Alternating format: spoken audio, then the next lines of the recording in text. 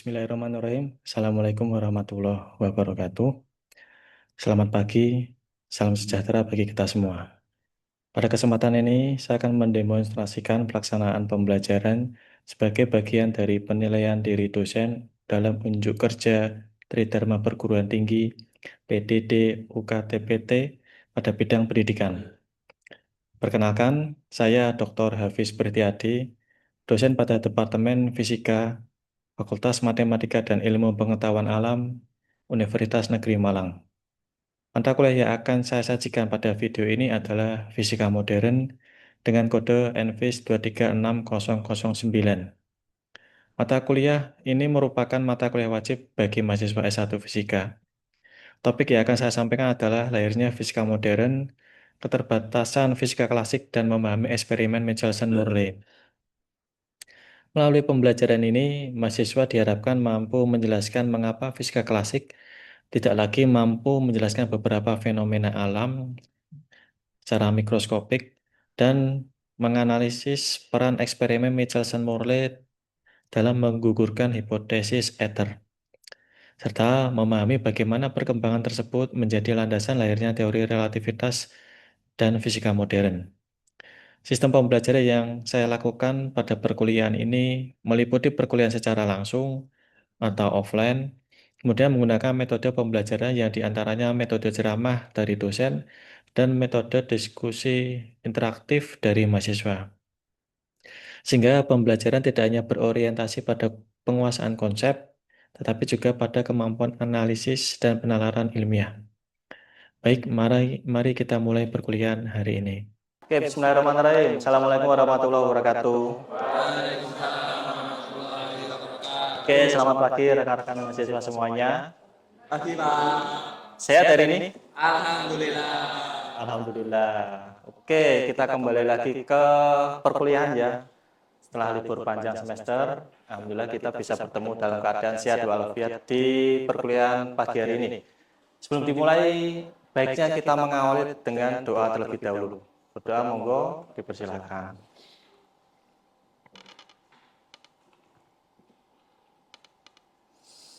Oke, cukup. Ini merupakan perkuliahan perdana kita di semester 3.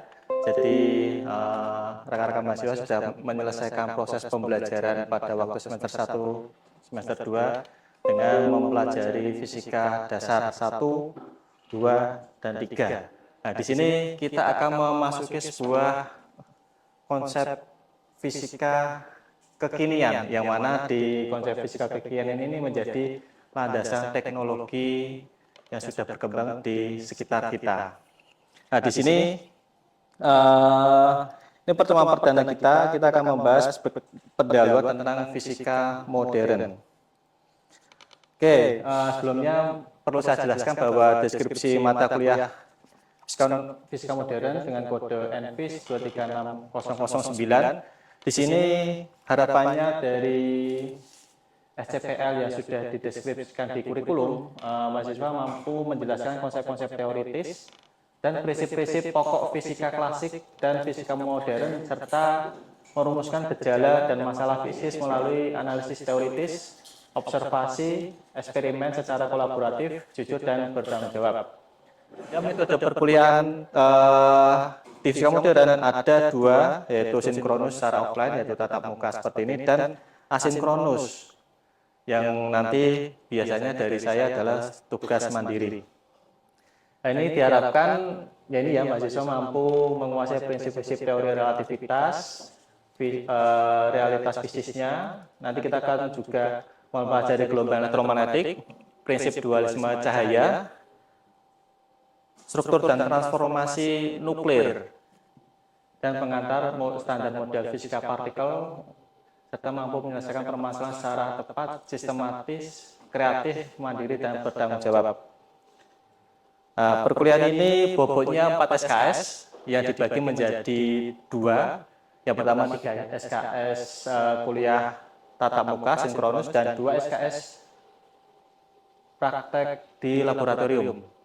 Jadi ini bobotnya 4 SKS. Kemudian jumlah pertemuan, jika tidak ada halang rintang, kita sesuai dengan kalender akademik, yaitu 16 kali pertemuan, yang mana di UTS dilaksanakan setelah pertemuan 1 sampai 7, kemudian UAS dilaksanakan setelah pertemuan 9 sampai 15. Nah, tentu sesuai dengan pedoman akademik ya, untuk syarat mengikuti ujian akhir adalah 80% kehadiran minimumnya.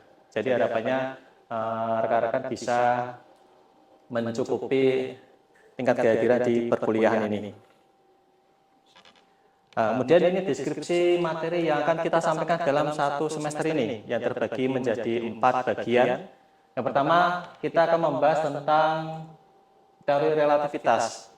Pengantar di sini saya akan memberikan review sekilas tentang mekanika klasik dan bagaimana keterbatasan mekanika klasik yang ada yang sedang menjadi kendala pada fisikawan pada waktu itu. Kemudian muncullah ide-ide fisika modern, yang mana di sini yaitu beberapa eksperimen ya, seperti Michelson-Morley, terus postulat dari Einstein yang perlu kita pahami dan masih relevan digunakan di era sekarang, dan konsekuensi dari postulat itu berupa kontraksi panjang, dilatasi waktu, kemudian paradoks kembar. Kemudian di bagian 2 kita akan mempelajari lebih detail, yaitu berkaitan dengan gelombang elektromagnetik. Yang mana gelombang elektromagnetik itu sebuah fenomena fisik yang sampai saat ini kita masih terus menggunakan. Salah satunya adalah komunikasi digital kita, basisnya juga gelombang elektromagnetik. Ya, kita akan coba mempelajari bagaimana sifat gelombang elektromagnetik itu bisa menyampaikan pesan dari sumber diterima ke targetnya. Nah, di sini banyak fenomena menarik yang terjadi di gelombang elektromagnetik, seperti sifat gelombang elektromagnetik itu sendiri, radiasi benda hitam, kemudian efek fotolistrik, kuantum, dan beberapa turunannya seperti cahaya, X-ray, difraksi X-ray, efek Compton, Bremsstrahlung, dan production pasangan.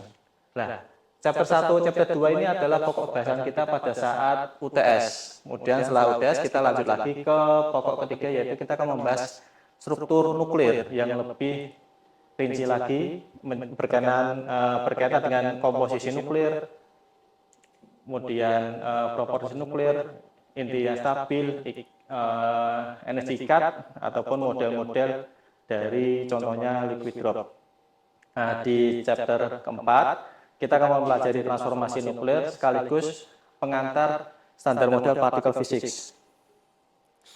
Oke, kemudian untuk presentasi nilai akhir, di sini rekan-rekan bisa lihat bahwa project itu memiliki komposisi nilai yang tinggi, yaitu 50%, yang nanti akan saya distribusikan menjadi tugas individu ataupun tugas kelompok. Kemudian UAS porsinya 20%, UTS 15%, sikap 10%, dan keaktifan mahasiswa nilainya 5%. Sampai sini ada yang mau ditanyakan? Jelas? Clear ya? Oke, lanjut. Referensi yang kita pakai memang mayoritas referensi literaturnya bahasa Inggris. Saya ada satu referensi yang mungkin bisa menjadi contoh. Nah, ini juga buku bacaan yang menarik, yaitu konsep fisika modern dari Prof. T. Holiong. Ini fisikawan dari ITB. Ini bukunya bagus. Memang bukunya agak kertas buram, tapi ini menarik untuk menjadi sumber bacaan. Kemudian ada juga buku-buku yang dari terbitan dosen-dosen di Departemen Fisika. Nah, di sini karena fisika modern adalah ilmu yang terus berkembang, maka saya akan menyelipkan beberapa pengetahuan dari hasil penelitian saya, yaitu berkaitan dengan dunia partikel. Ya, ini adalah salah satu implementasi dari penelitian yang sudah kami lakukan di grup, kemudian kita publikasikan di karya ilmiah. Semoga ini bisa menambah informasi berkaitan dengan permasalahan-permasalahan di fisika modern era sekarang. Oke, nah, kemudian kita review kembali ya berkaitan dengan kesuksesan fisika klasik. Ini kita mengacu pada era mekanika, di di mana hukum Newton itu mampu secara bagus menjelaskan hubungan antara massa dan percepatan. Saya yakin teman rekan-rekan sudah mulai hafal ya hukum Newton 1, hukum Newton 2, hukum Newton 3, dan konsekuensi dari hukum-hukum ini adalah hukum kekekalan momentum linier, sudut, konversi energi, serta beberapa aplikasi seperti hukum Kepler, gaya sentral, dan lainnya. Oke, berikutnya beberapa kesuksesan pada konsep fisika klasik yaitu berhasilnya membuat hubungan antara listrik dan kemagnetan. Nah, ini salah satu contoh ada 4 persamaan Maxwell yang secara bagus dideskripsikan sebagai hubungan antara listrik dan kemagnetan. Nah, ini saya yakin teman-teman sudah hafal dan menguasai dengan benar bagaimana 4 prinsip persamaan Maxwell ini digunakan untuk mendefinisikan sifat dari cahaya. Nah, jadi di fisika modern kita akan membahas banyak tentang cahaya sebagai gelombang elektromagnetik. Nah, di sini dalam nanti kita coba ini ya latihan untuk mengerjakan turunan dari 4 persamaan Maxwell ini untuk mendapatkan berapa kecepatan cahaya dengan menggunakan model 4 persamaan ini. Oke, di sini secara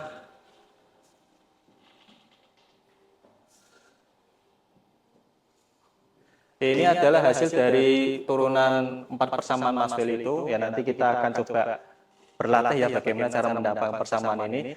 C ini adalah kecepatan cahaya yang mana jika didefinisikan fungsi dari konstanta permeabilitas dan permitivitas, maka kita akan mendapatkan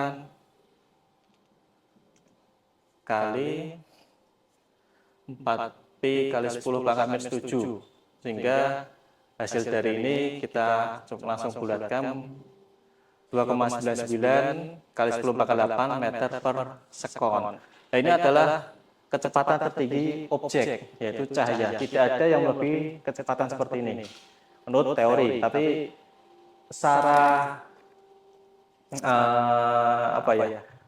ini secara eksperimen ini memang sudah terbukti bahwa kecepatan tertinggi adalah kecepatan cahaya, yang mana cahaya juga kita ketahui dia masanya kan 0, tapi cahaya memiliki momentum.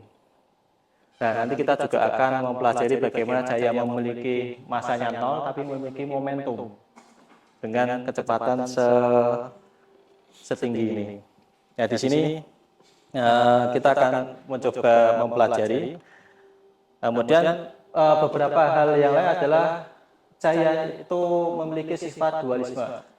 Nah, sifat dualisme cahaya ini juga sudah dijelaskan oleh beberapa ilmuwan. Misalkan Isaac Newton itu mengatakan cahaya sebagai partikel. Itu benar. Kemudian beberapa ilmuwan yaitu seperti Huygens, Thomas Young, Fresnel juga menyampaikan cahaya sebagai gelombang. Nah, ini adalah contoh fenomena cahaya sebagai gelombang dan cahaya sebagai partikel. Mungkin kira-kira adakah yang bisa menjelaskan secara singkat maksud dari fenomena ini, cahaya sebagai gelombang ataupun cahaya sebagai partikel? Monggo. Oke, silakan Riko. Oke, jadi secara sejarahnya cahaya saya ulangi dari sejarahnya cahaya itu memang pada awalnya dianggap sebagai gelombang karena sifat-sifat difraksi, lalu ketika dia diberi celah dia berinterferensi, yang mana pada saat itu Newton gagal dalam merumuskannya atau mungkin tidak diterima, tapi ketika penelitiannya eksperimennya Rayleigh dan Jeans, cahaya itu ternyata bisa diselesaikan dengan dengan kita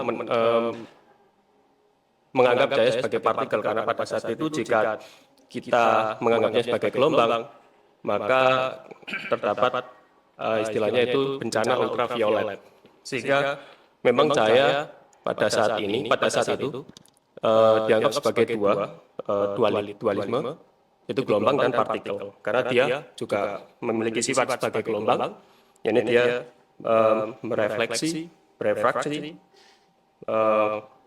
berinterferensi, dan terpolarisasi, tapi juga dia sebagai partikel, dia juga bisa menjelaskan seperti efek fotolistrik, lalu efek Compton, dan juga menyelesaikan permasalahan pada radiasi benda hitam. Yes, saya kira itu, Pak. Oke, saya kira sudah banyak yang dijelaskan oleh Riko berkaitan dengan sifat dualisme cahaya. Nah, ini menarik karena sifat dualisme cahaya ini banyak sekali fenomena-fenomena yang ada di sekitar kita dan tentu turunan dari sifat ini banyak digunakan dalam terapan teknologinya. Kemudian keterbatasan berikutnya, sekitar tahun 1900 ya, itu Lord Kelvin mengatakan ada dua permasalahan besar di ujung fisika klasik.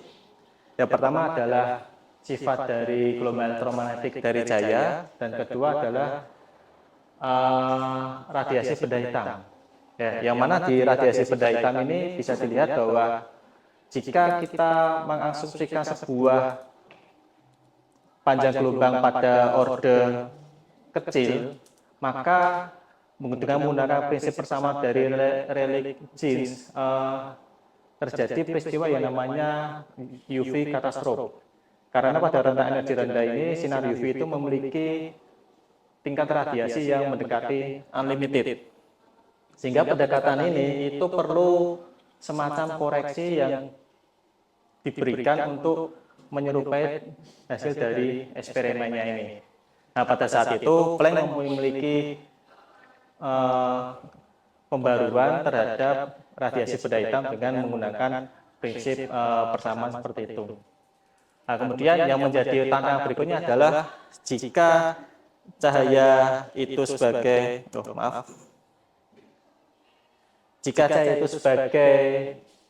gelombang elektromagnetik, berarti cahaya itu perlu sebuah medium. Nah, di sini pertanyaan adalah medium apa yang digunakan cahaya untuk merambat. Sehingga pada kasusnya muncul sebuah pertanyaan, apakah cahaya itu perlu medium dalam perambatannya? Kita tahu bahwa air, suara, merambat perlu memiliki medium. Namun di sini yang menjadi hipotesa adalah apakah cahaya memerlukan medium dalam perambatannya. Nah, kemudian muncullah ide bahwa perlu suatu medium yang disebut sebagai luminiferous ether atau kita nyebutnya ether, yaitu medium tak terlihat yang memenuhi ruang hampa. Nah, hipotesanya adalah bumi, matahari ini posisi tata surya kita dikelilingi oleh berbagai macam, dikelilingi oleh kumpulan ether, yang mana ether ini terdistribusi merata di sistem tata surya kita. Kemudian bumi bersama matahari dia berotasi dan berevolusi mengikuti searah ataupun berlawanan dengan arah ethernya. Nah, kemudian berikutnya, jika cahaya tegak lurus, maka akan menggunakan prinsip mekanisme seperti ini, yang mana jika ada cahaya laser yang ditembakkan, maka seperti kita naik perahu dalam sebuah sungai. Jadi kapal kita akan mengalami sudut kemiringan. Nah, sudut kemiringan itu yang nanti kita melakukan pendekatan teorema Pythagoras. Misalkan yang konsep T tegak lurus, maka ini cerminnya, kemudian ini L-nya, kemudian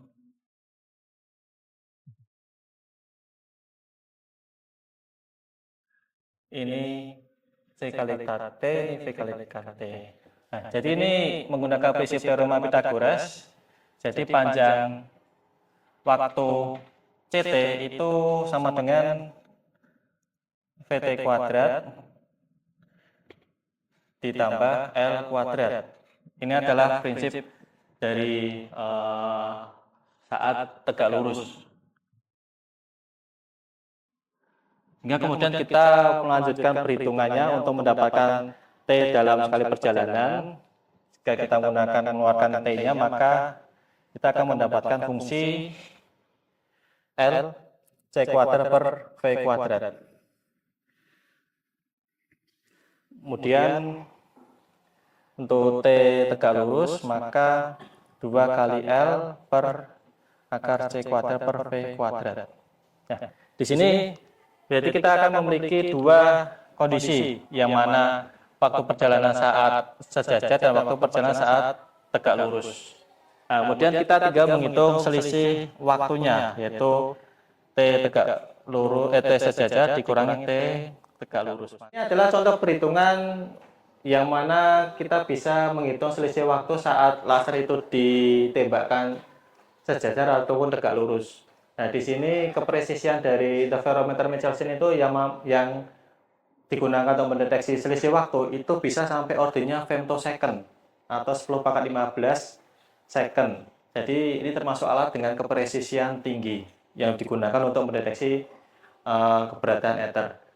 Nah, hasil eksperimen mengatakan bahwa delta T-nya itu 0, sehingga ether itu memang tidak terbukti. Nah, yang menarik adalah alat ini itu bisa diputar.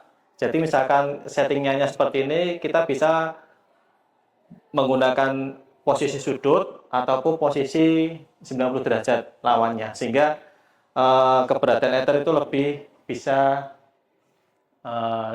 divalidasi lagi dengan perubahan posisi.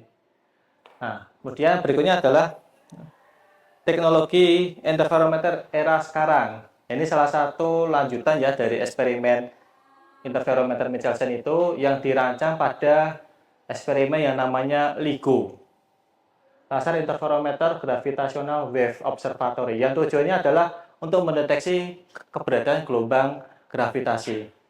Dan LIGO ini yang menarik adalah ini teknologi tinggi yang dirancang dengan panjang lengannya 4 km. 4 km lurus presisi, tidak boleh ada kesalahan sudut. Nah, ini adalah kalau misalkan kita merancang seperti ini, tentu tantangannya akan sangat tinggi. Ini 4 km, kemudian lengannya juga 4 km, sudutnya 90 derajat, presisi. Dan ini digunakan untuk mendeteksi apakah ada gelombang gravitasi yang mampu terdeteksi ini. Gelombang gravitasi ini munculnya dari alam semesta yang kita tidak tahu. Dari berbagai sudut alam semesta, gelombang gravitasinya merambat dengan kecepatan cahaya. Interferometer Michelson atau LIGO eksperimen ini tujuannya adalah mendeteksi keberadaannya. Nah, saat gelombang gravitasi melewati bumi, maka ada dua efek yang terjadi. Bumi itu akan mengalami penyusutan dan mengembang.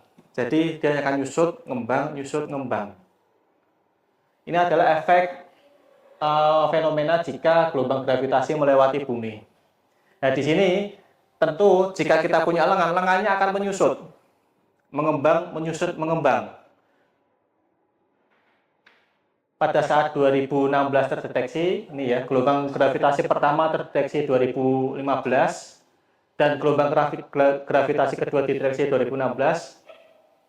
Langsung kesimpulannya adalah mereka dapat Nobel Prize. Karena tidak ada temuan yang lebih penting dari ini. Jadi tahun depannya langsung dapat Nobel Prize. Ini juga salah satu hypothetical particle yang sudah lama menjadi incaran para fisikawan. Oke, berikutnya, ini juga proyek berikutnya adalah Cina juga tidak mau kalah. Cina juga sedang merancang sebuah sistem interferometer Michelson yang lengannya 2 juta kilometer. 2 juta kilometer. Dan itu nanti diletakkan di orbit bumi. Tujuannya sama, untuk mendeteksi keberadaan gelombang gravitasi. Nah, ini beberapa proyek namanya ALISA, dia panjang lengannya 5 juta kilometer. ELISA dia panjang lengannya 1 juta kilometer, ataupun TAIJI dia panjang lengannya 3 juta kilometer. Nah, itulah sains yang dikerjakan orang zaman dulu masih relevan dengan yang dikerjakan pada saat ini. Oke, nanti ini pertanyaan diskusi bisa dikerjakan saat perkuliahan ini selesai ya. Saya memiliki sifat dualisme gelombang partikel, kemudian jelaskan contoh fenomena dalam kehidupan sehari-hari yang menunjukkan sifat gelombang cahaya dan sifat partikel cahayanya. Dan kesimpulan pada perkuliahan hari ini yaitu kita mempelajari fenomena-fenomena alam. Pada perkuliahan ini kita review dari ini ya, dari fisika klasik, kemudian kita masuk ke era awal dari fisika modern. Di sini kita mempelajari Michelson-Morley. Di pertemuan berikutnya kita akan membahas lebih detail berkaitan dengan bagaimana munculnya konsep fisika modern dengan mempelajari radiasi benda hitam ataupun relativitas. Oke, sebelum saya closing, apakah ada yang berkenan untuk menyampaikan kesimpulan pada perkuliahan hari ini? Oke, menurut saya kesimpulannya bahwa fisika modern itu berkembang karena ada fenomena alam yang tidak bisa dijelaskan dengan fisika klasik. Contohnya tadi berdasarkan eksperimen Michelson-Morley yang dimana sebagian besar fenomena tidak bisa dijelaskan dengan fisika klasik, mau dijelaskan dengan fisika modern. Yang dimana di sini nanti bisa dijelaskan dengan tadi dijelaskan juga menurut teori relativitas dan juga lahirnya nanti mekanika kuantum.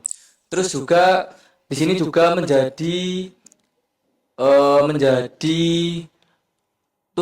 tolak ukur di mana nanti akan berkembangnya teori-teori yang baru. Mungkin cukup dari saya. Oke, terima kasih. Mungkin kita cukupkan ya perkuliahan hari ini. Insya Allah kita bertemu di pertemuan kedua minggu depan. Terima kasih saya ucapkan, saya tutup. Wassalamualaikum warahmatullahi wabarakatuh.